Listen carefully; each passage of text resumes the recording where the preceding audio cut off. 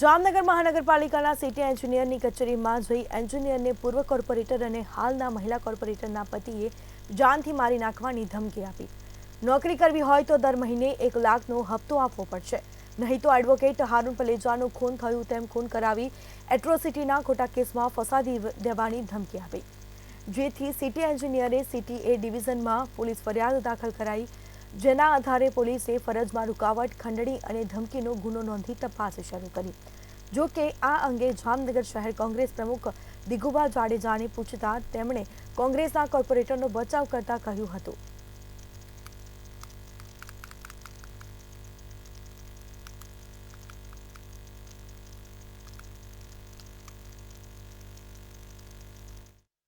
Ward number 1 ના ward number 1 ના corporator સમજુબેન પારિયાના husband તેજસીભાઈ ઉર્ફે દીપુભાઈ પારિયા નામના શખ્સે મારી ચેમ્બરમાં આવી અને અંદાજે સતત 15 થી 20 મિનિટ સુધી બેફામ ગર્ભિત ભાષામાં ધમકી આપી, ગાળો બોલી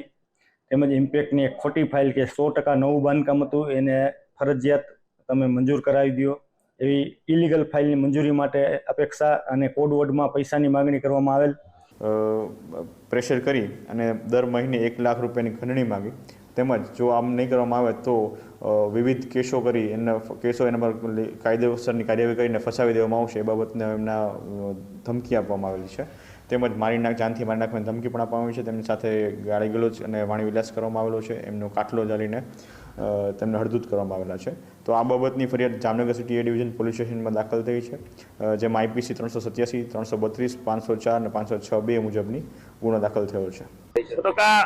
જ્યાં સુધી કોઈ વસ્તુ સાબિત ના થાય ત્યાં સુધી કોઈને ગુનેગાર ના કહેવામાં આવે, કેમ કે કોર્પોરેશન આવડું મોટું જામનગર મહાનગરપાલિકા છે, ક્યાંક ને ક્યાંક વિપક્ષમાં બેઠા હોય ને કામ ના થતા હોય એના લીધે પણ અમે જગ્યા હોય ને પણ આ પણ કરવામાં આવે છે। વારંવાર જે વસ્તુ થતી હોય એની પર ચોક્કસ ક્યાંક ખોટા હોય તો પગલાં પણ લેવા પડે।